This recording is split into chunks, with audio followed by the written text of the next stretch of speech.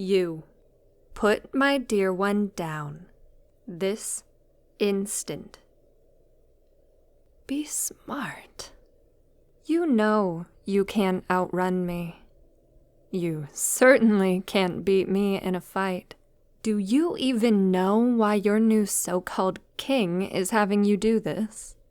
Did he tell you that it's all for petty revenge?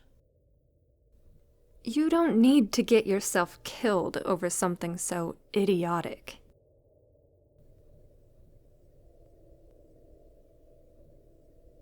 Good. Now leave immediately. You can tell your master whatever you want, but make sure he understands that any action he takes against me is a waste of time. I gave him the power he has. He can't hope to use it against me.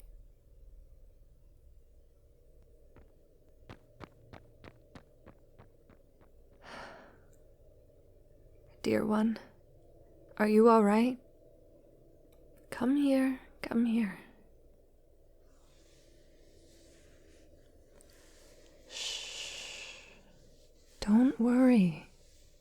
You're safe. Nothing could have happened to you. In the worst case scenario, there would have been a short chase, and then I would have brought you right back here. You can't be hurt by anyone so long as you're mine. Still, I'm sorry I wasn't already by your side. I'm sure it must have been scary, being manhandled by some menacing stranger.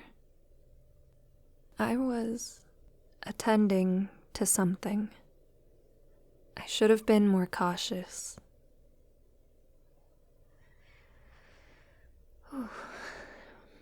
It's chilly in here, isn't it?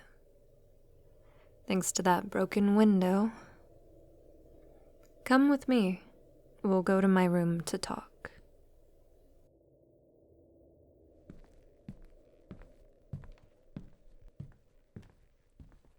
Very perceptive of you, dear one.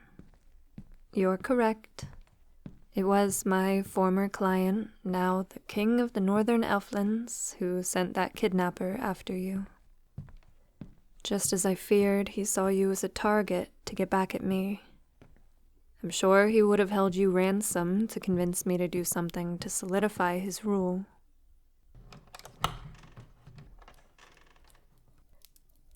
Come inside. I have the fireplace going, so it's nice and warm in here. More importantly, it's completely safe. My window looks out into the courtyard, so it wouldn't be so simple for someone to get in like yours. I should have moved you in here as soon as I heard about the attack, but I went to survey his forces first. Yes, that's right. He's brought a small army to our city. I think it was mostly for a distraction while he sent the kidnappers ahead. A smarter move than I would have given him credit for, but still so transparent. I had to deal with the rest of the would-be abductors on the way here. Say, why don't I change into my night clothes, and we can cuddle together in bed while we talk things over?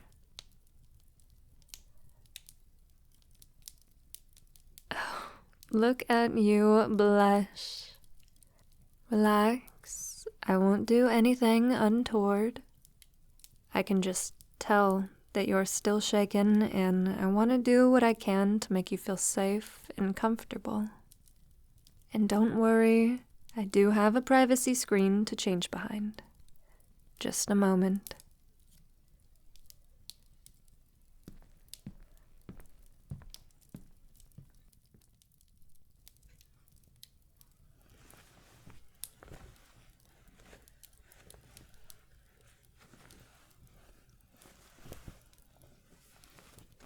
Oh, the army?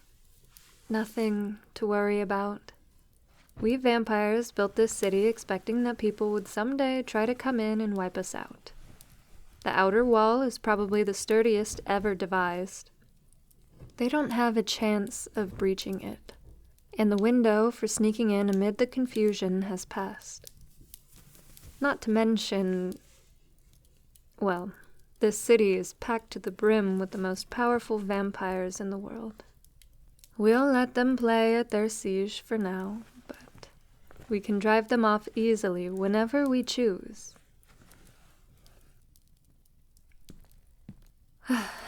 Much better. I love how my dresses make me look, but I can't stand how restrictive they are. Now, come here and let me put my arms around you.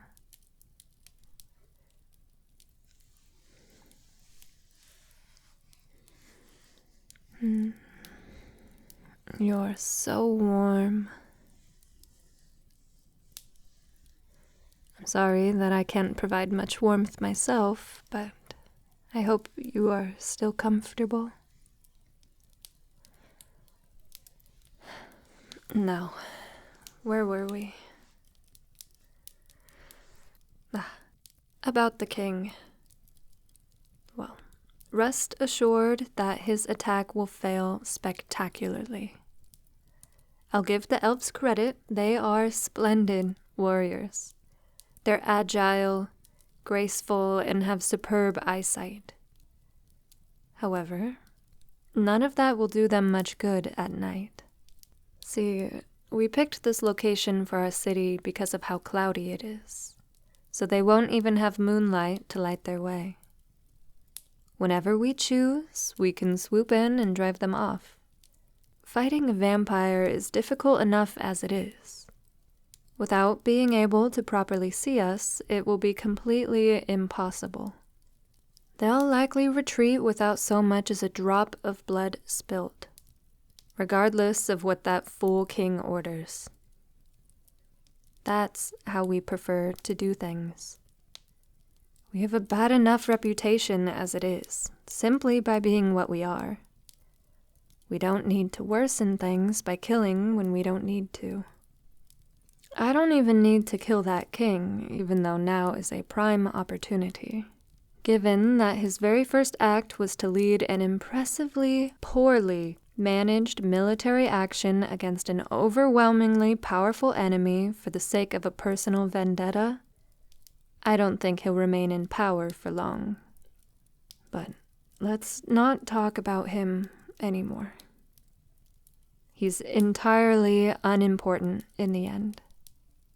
You, on the other hand, make for a far more interesting subject of conversation. Poor thing, your heart is still beating so fast. Are you still frightened? You don't have anything to worry about with me around, you know.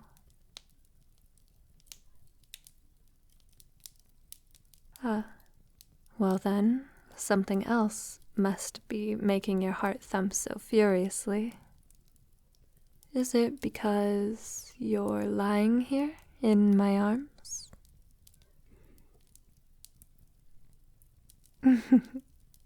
You're so sweet. It warms my heart that you react that way to me. When I was turned, I spent years being hunted and called a monster. It was awful, and for a while I thought they were right. I hated myself. Thought I was some ugly, cruel, horrible beast. Having my dear ones has helped me feel more human. But even among all of my dear ones, you stand out in particular. Naturally, it's hard to accept that they have no choice but to stay with me, even if it's better than the alternative. I always manage to win over my dear ones, but some will always see me as simply the lesser of two evils. To many more, I'm an employer who has earned their respect. A select few truly love me, either as a romantic interest or as a motherly figure. But you alone appear to absolutely adore me. The look in your eyes when I walk into the room melts my heart every single time. As though you think I am the most amazing person you've ever met. Oh, come now, sweet thing. There's no point in hiding your feelings.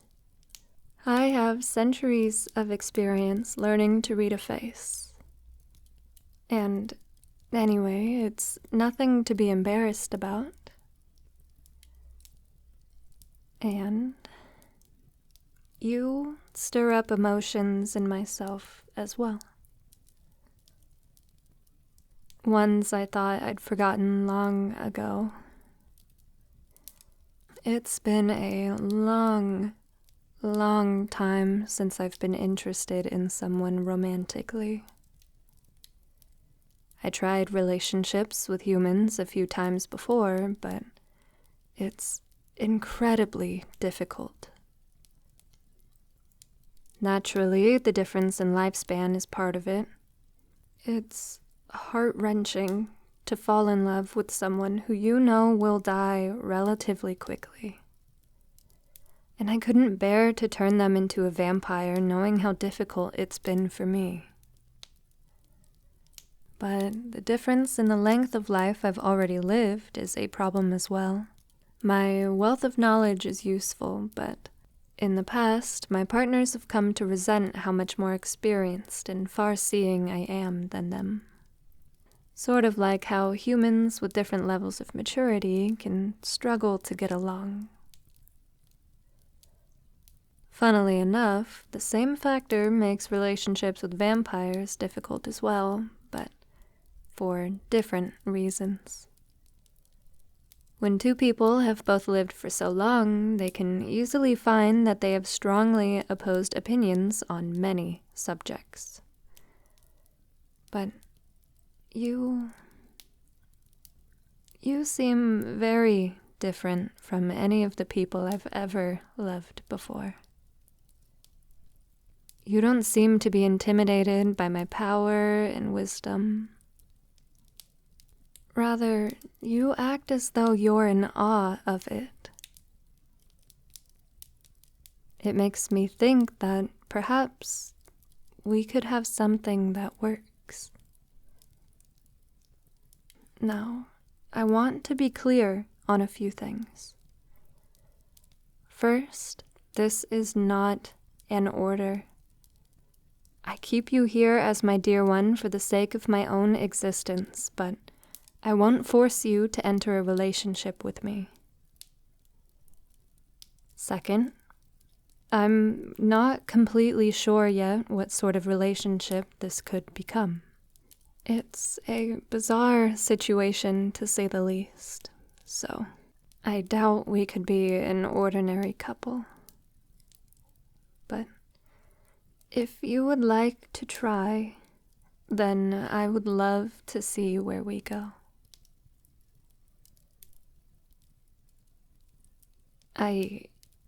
That was quick. Are you sure, dear? You can think it over if you want. You don't need to leap into this.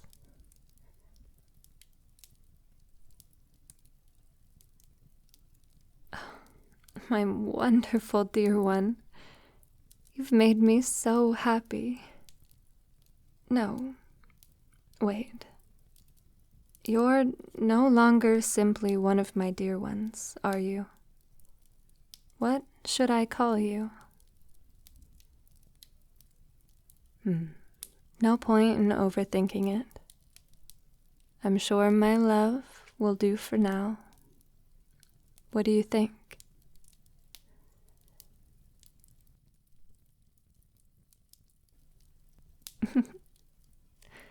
Very well then.